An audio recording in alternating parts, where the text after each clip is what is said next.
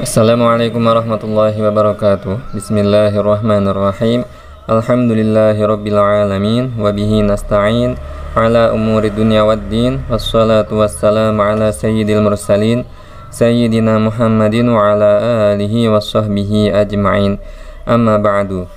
Qala al-muallif mas'alatun qala ba'dun nas innallaha a'tal hurriyata lil insan fi i'tiqadi ayyi dinin minal adyan. Mu'allif berkata, jika ada pertanyaan, sebagian orang berkata bahwa sesungguhnya Allah memberi kebebasan atau hak bagi setiap orang untuk berkeyakinan atau beragama, terserah mau beragama apapun, kata sebagian orang. Maka bagaimana bantahannya? Jadi gambaran pertanyaannya adalah semisal ada orang yang beraliran atau bergolongan pluralisme dalam hal agama. Dia bilang misal bahwa seluruh agama itu baik, benar, dan akan bisa masuk surga, baik itu agama Hindu, Buddha, Kristen, Zoroaster, dan lain-lain. Maka bagaimana bantahannya? Qala al-mu'allif ar-raddu la dina sahihun illal islam.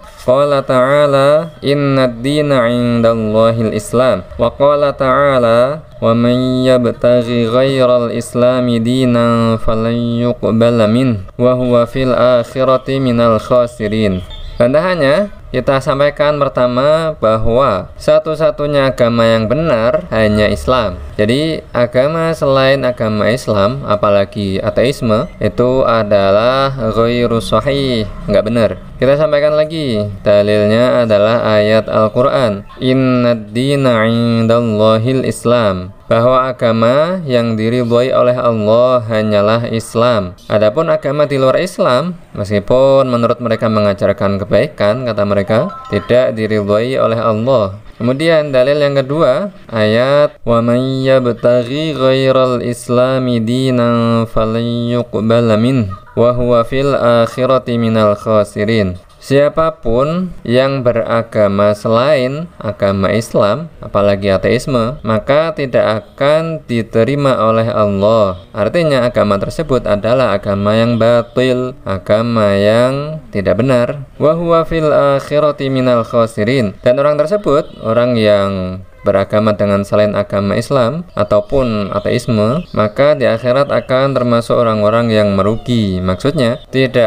akan mendapatkan secuil pun kenikmatan nanti di akhirat, apalagi masuk surga, nggak akan pernah. Terus mu'allif berkata, fal islamu huwad dinus samawiyyu al-wahidul ladzi radiyahu Allahu li'ibadihi wa amarna bittiba'ihi. Mu'allif menjelaskan, jadi Islam adalah agama samawi satu-satunya yang diridhoi oleh Allah untuk para hambanya dan memerintahkan kita semua selaku para hambanya untuk mengikuti agama Islam tersebut. Mu'allif berkata, waqad ba'atsallahu al-anbiya'a liyad'un nasa ilal Islam wa yuhadziruhum minasyirki wal kufri. Allah mengutus para nabi, para rasul untuk mengajak para umat manusia memeluk agama Islam, juga memperingatkan mereka dari kesyirikan dan kekufuran. Fal islamu dinu jami'il anbiya. Maka Islam dan hanya Islam adalah satu-satunya agama yang dianut dan diajarkan oleh seluruh nabi dan seluruh rasul. Nah, poinnya di sini mu'allif menjelaskan bahwa para nabi dan para rasul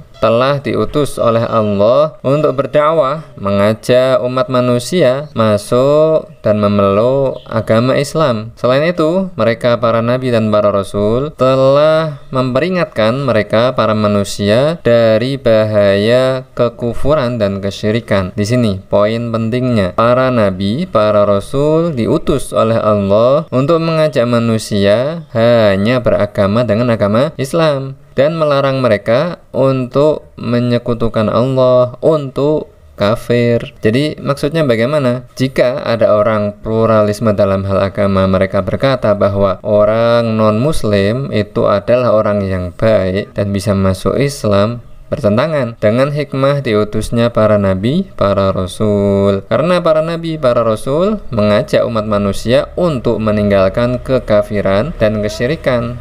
Nah, ini orang pluralisme kok malah membela kekufuran. Itu kan artinya mereka sejatinya adalah termasuk musuh-musuh para nabi dan para rasul, musuh-musuh para ulama, musuh-musuh para malaikat. Dan di sini ada penekanan oleh mu'alif disampaikan para nabi dan para rasul semuanya beragama Islam. Jadi tidak ada nabi siapapun atau rasul siapapun mengajarkan atau beragama dengan selain agama Islam. Tidak benar apa yang dibilang orang yang mengatakan bahwa Nabi Musa agamanya adalah Yahudi, Nabi Isa adalah agamanya Nasrani. Itu tidak benar. Yang benar adalah baik Nabi Musa, Nabi Isa ataupun seluruh para nabi dan rasul lainnya beragama dengan agama Islam. Mu'alif melanjutkan, wa min asma'ir rasul al-mahi ay alladhi yamhullahu bihi al-kufra. Ini ya disampaikan oleh mu'allif bahwa salah satu dari nama Nabi Muhammad, salah satu nama dari Rasulullah Shallallahu Alaihi Wasallam adalah Al-Mahi. Artinya beliau adalah orang yang mana Allah menghapus kekufuran sebab adanya beliau tersebut. Nah, jadi ini bagaimana seorang rasul, seorang nabi yang paling mulia yang mendapat nama atau sebutan Al-Mahi, yang mana sebab beliau Allah hapus kekufuran di muka bumi ini, kok malah memberikan pilihan ataupun memberikan kemurahan, mau kufur silahkan, mau beriman silahkan. Itu nggak mungkin karena nama beliau adalah Al-Mahi. Kemudian beliau melanjutkan, amma qauluhu ta'ala la ikraha fid din. Adapun firman Allah Ta'ala la ikraha fid din, yang secara harfiahnya banyak orang kita jumpai di Indonesia yang mengartikan tidak ada paksaan dalam beragama. Jadi sebagian dari mereka memahami bahwa ayat ini adalah dalil atau bukti untuk melegalkan yang namanya pluralisme dalam agama. Jadi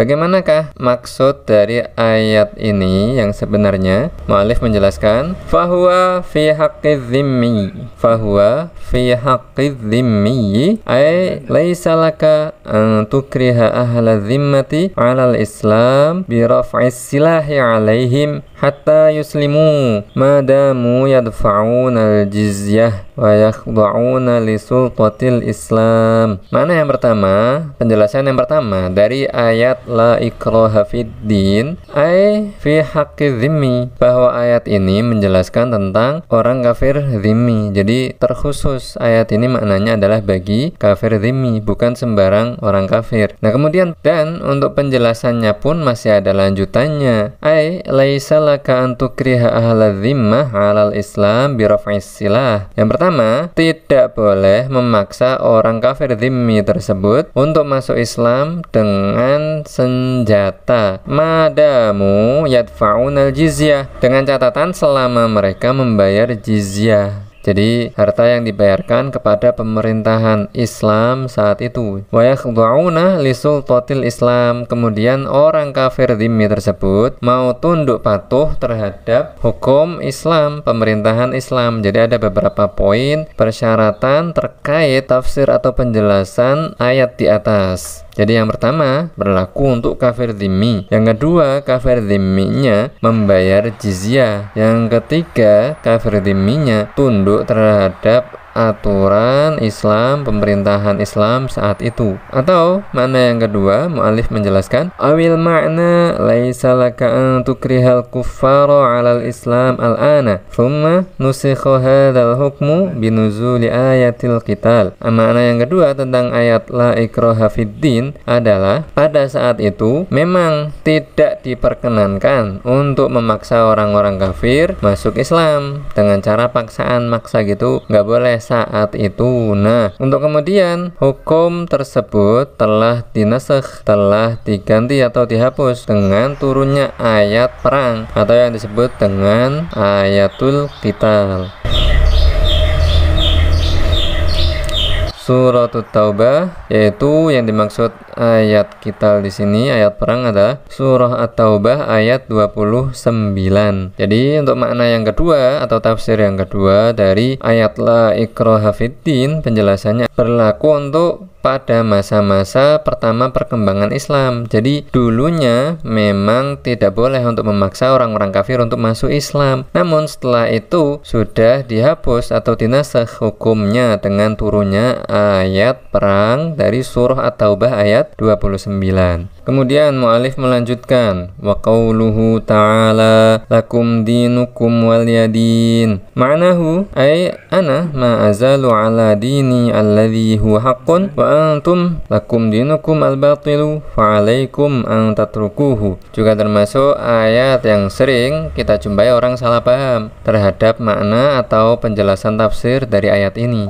Jadi makna yang benar dari ayat lakum dinukum waliyadin adalah kata Rasulullah, saya tetap dalam agama saya, Islam, yaitu agama satu-satunya yang hak, yang benar, dan kalian orang-orang kafir Quraisy saat itu adalah masih berada dalam agama yang batil, yang salah, yang sesat, maka fa'alaikum antatrukuhu, wajib harus bagi kalian untuk meninggalkan agama yang batil tersebut. Jadi itu maksudnya, bukan memberikan pilihan ataupun meridhoi, merelakan kekufuran dan kekafiran dari orang-orang kafir Quraisy saat itu. Kemudian mu'alif melanjutkan wa qauluhu ta'ala faman syaa'a falyu'min wa man syaa'a falyakfur laisa fihi tarkhisun aw takhyirun bal ma'nahu tahdid liman kafara binnar kama fi takmilatil ayah inna a'tadna lidh-dhalimina naran ahata bihim suradiquha. Ayat ini juga sering dinukil oleh mereka orang-orang yang pro terhadap pluralisme dalam hal agama. Kata mereka, faman syaa'a falyu'min. Kata mereka ya, siapa yang berhak untuk beriman, maka berimanlah. Wa man syaa'a falyakfur. Dan barang siapa yang hendak kafir, tidak mau masuk Islam, ya maka kafirlah, bebas, kata mereka. Nah yang benar, bukan tarkhis, bukan pula takhyir, bukan memberi pilihan ataupun memberi keringanan untuk bebas memilih keyakinan dan kekufuran ataupun tidak mau beragama,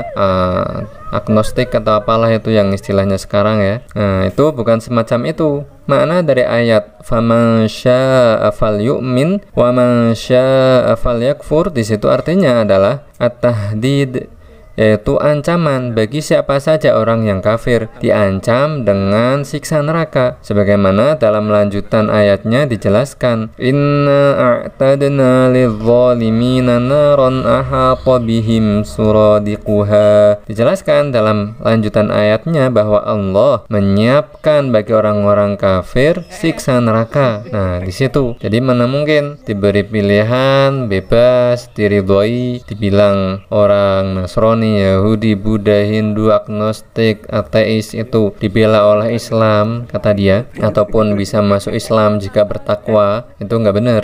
Karena apa? Lanjutan ayatnya tadi menyatakan inna a'tadna lidh-dhalimina nara. Kami telah siapkan siksa neraka bagi mereka orang-orang yang kafir.